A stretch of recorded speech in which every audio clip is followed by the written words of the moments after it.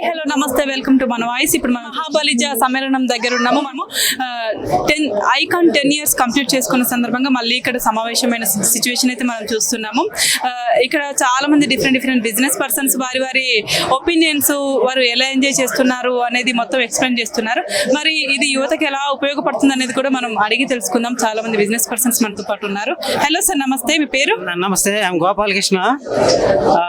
Vasu engineering కాలేజీలో నేను work చేసి రిటైర్ అయ్యాను. ఇప్పుడు మా సన్స్ ఇద్దరు కూడా సివిల్ ఇంజనీర్స్ కన్స్ట్రక్షన్లో ఉన్నారు. సో ముందుగా ఈ ఐకాన్ మీటింగ్ కండక్ట్ చేయడానికి ఇంత ఇదిగా కష్టపడ్డ మెండి చక్రపాణి గారికి, కుమార్ గారికి నా ధన్యవాదాలు. ఎంటైర్ టీమ్కి చాలా వాళ్ళు బ్యాక్గ్రౌండ్ వర్క్ చేసి ఇంత గ్యాదరింగ్ తీసుకురావడానికి ఇయర్ బై ఇయర్ నంబరింగ్ పెరుగుతుంది. కమ్యూనిటీలో వ్యక్తుల మధ్య బిజినెస్ డెవలప్ అవుతుంది. Different type of business persons అందరూ కూడా ఒక యూనిట్గా అయ్యి బిజినెస్లో షేరింగ్ చేసుకుంటాం. అప్కమింగ్ యూత్కి వాళ్ళు చాలా సపోర్ట్ చేస్తున్నారు. ఇది కేవలం మెంట్ ఫర్ యూత్ని పైకి తీసుకొచ్చి ఎంప్లాయ్మెంట్లో కానీ, ఇండస్ట్రీలో కానీ ఎంటర్ప్రైనర్గా తయారు చేయడానికి చాలా వాళ్ళు కృషి చేస్తున్నారు. వాళ్ళకి చాలా ధన్యవాదాలు. సో ఈ యూత్ కూడా చాలా ఉపయోగించుకుంటున్నారు. ఇవాళ మా ఇద్దరు పిల్లల్ని తీసుకొచ్చాను. ఇవాళ చాలా మందిని ఇండస్ట్రియలిస్ట్ని ఇంట్రడ్యూస్ చేశాము. వాళ్ళు హ్యాపీగా ఉన్నారు. వాళ్ళు తప్పకుండా ఎంకరేజ్ చేస్తామని వాళ్ళు చెప్పారు. సో ఇటువంటి కార్యక్రమాలు చేయడం వల్ల కమ్యూనిటీని చాలా టాప్ పొజిషన్లోకి మనం తీసుకెళ్ళవచ్చు. ఇయర్ బై ఇయర్ ఇందులో స్ట్రెంత్ అని పెరుగుతుంది. కమ్యూనిటీలో చాలా మంది ఎంటర్ప్రీనర్స్ ఉన్నారు. సో ఎంప్లాయ్మెంట్ సెక్టర్లో ఉన్నారు, అగ్రికల్చర్ సెక్టర్లో ఉన్నారు. కానీ ఇప్పుడు ఎంటర్ప్రీనర్గా బాగా డెవలప్ అవ్వాల్సిన అవకాశం ఎంతైనా ఉంది. సో ఈ సమావేశాలు ఈ ఎంటర్ప్రీనర్స్ అవ్వడానికి, కమ్యూనిటీ డెవలప్ అవ్వడానికి చాలా ఉపయోగపడుతున్నాయి.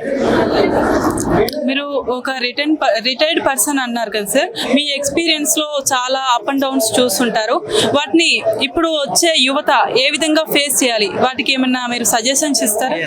నేను 1983 హైదరాబాద్ వచ్చాను. అప్పుడు కాపు సంఘాలు అంటే ఏమి, ఒక ఆల్ ఇండియా తెలుగు కాపు బలిజ సంఘం లోయ ట్యాంక్ బండ్లో ఉండేది. అదే హెడ్ ఆఫీస్గా ఉండేది. తర్వాత కాలనీ ఇక్కడ పాపులేషన్ డెవలప్ అయ్యగలదు, ఏరియా వైజ్ కాపు సంఘాలు ఏర్పడ్డాయి. ఇప్పటికీ కూడా ఆ కాపు సంఘం, ఆల్ ఇండియా కాపు సంఘం చాలా వీళ్ళందరినీ ప్రమోట్ చేస్తున్నారు. సో 15 crores పెట్టి కొత్త బిల్డింగ్ కూడా కడుతున్నాము. అయితే ఇప్పుడు మీరు చెప్పినట్టుగా యూత్కి అప్పట్లో ఉండే ఇది కానీ ఇప్పటికి ఏంటంటే ఇప్పుడు అవేర్నెస్ బాగా పెరిగింది.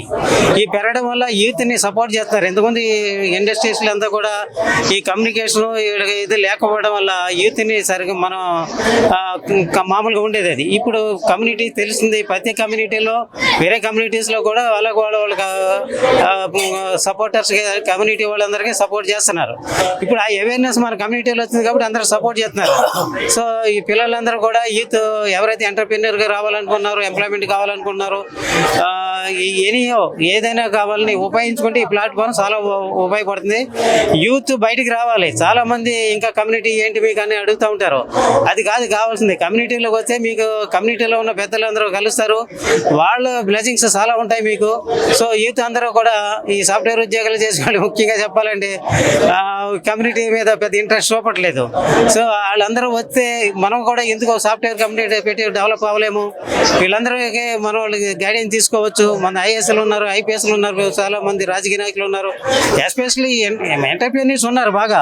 వాళ్ళందరూ సపోర్ట్తో మనం కూడా గ్రూప్ ఫామ్ అయ్యి మనం ఎందుకు ఒక కంపెనీ స్టార్ట్ చేయలేము అని థింక్ చేస్తూ వాళ్ళు బయటికి రావాలి. ఇప్పుడు సాఫ్ట్వేర్ కంపెనీస్ అన్ని కూడా ఎంప్లాయ్మెంట్ అన్సర్టనిటీ ఉంటున్నాయి. దానికి ఒక ఇబ్బందికరమైన పరిస్థితులు వస్తున్నాయి. టెన్షన్ పడుతున్నారు, ఆరోగ్యాలు పోతున్నాయి. మనం అంటూ ఒక కంపెనీ క్రోజ్ చేసుకుంటే మనం ఎంప్లాయ్మెంట్ ఇవ్వచ్చు కదా. ఆ థింకింగ్ డెవలప్ అవ్వాలని నేను కోరుకున్నాను. ఇప్పుడు యువత సార్ చూస్తే ఒకరిని చూసి ఒకరు సేమ్ అదే పక్కన స్టార్ట్ చేయడం బిజినెస్లు జరుగుతుంది కదా. డిఫరెంట్గా స్వతహాగా వాళ్ళు డిఫరెంట్ మైండ్ సెట్తో వచ్చి కొంచెం నాలెడ్జ్ పెంచుకొని చేయాలి, సపరేట్ స్టార్ట్ చేయాలి బిజినెస్ అంటే, వారికి మీరు నాలెడ్జ్ పెంచుకోవడానికి ఎలాంటి సలహాలు ఇస్తారు? ఈ ప్లాట్ఫామ్ నెంబర్ 1 ప్లాట్ఫామ్ అండి. ఇప్పుడు ఈ ఫీల్డ్లో సపోజ్ కన్స్ట్రక్షన్ ఫీల్డ్లో ఉంది. కన్స్ట్రక్షన్ ఫీల్డ్లో కూడా ఈ కాపు కమ్యూనిటీ కూడా రావాలి. ఇప్పుడు ఏంటంటే క్రెడై అని అవి ఉన్నాయి. కానీ కమ్యూనిటీ కమ్యూనిటీ వైజ్ లేదు అవి. ఈ కమ్యూనిటీ వైజ్ కూడా తీసుకుని ఈ అప్కమింగ్ ఉన్న సివిల్ ఇంజనీర్స్ చాలా తక్కువ మంది ఉంటున్నారు పిల్లలు.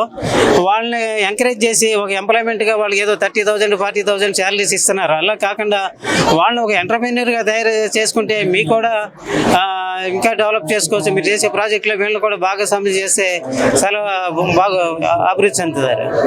ఇక్కడ మనం చూసుకుంటే డిఫరెంట్ బిజినెస్ పర్సన్స్ అయితే ఉన్నారు. మీరు వాళ్ళందరితో మాట్లాడే ప్రయత్నం చేశారా? మీకు ఎలా అనిపించింది అసలు? నాకు గత 30 years నుంచి ఈ కమ్యూనిటీ యాక్టివిటీస్ చాలా పరిచయాలు ఉన్నాయి. వీళ్ళందరితో కూడా ఇప్పుడు కూడా మళ్ళీ మాట్లాడి మా పిల్లల్ని కూడా ఇంట్రొడ్యూస్ చేశాను.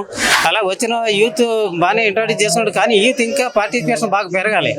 పెరిగితే వీళ్ళు రెడీగా ఉన్నారు హెల్ప్ చేయడానికి. మన ఎంటర్ప్రెన్యూర్స్ అంతా కూడా చాలా రెడీగా ఉన్నారు సమాజానికి, కమ్యూనిటీకి ఏదైనా చేయాలని. సో యూత్కి అంతా రిక్వెస్ట్ ఏంటంటే మీరంతా ముందుకు రండి, కమ్యూనిటీ యాక్టివిటీస్ పాల్గొండి. మీరు దీని నుంచి ఒక ఎంటర్ప్రెన్యూర్గా డెవలప్ అవుతారు. మీ యొక్క ఆలోచన విధంగా ఏం కావాలో ఈ కమ్యూనిటీ ద్వారా పొందండి. Okay, thank you so much. Thank you.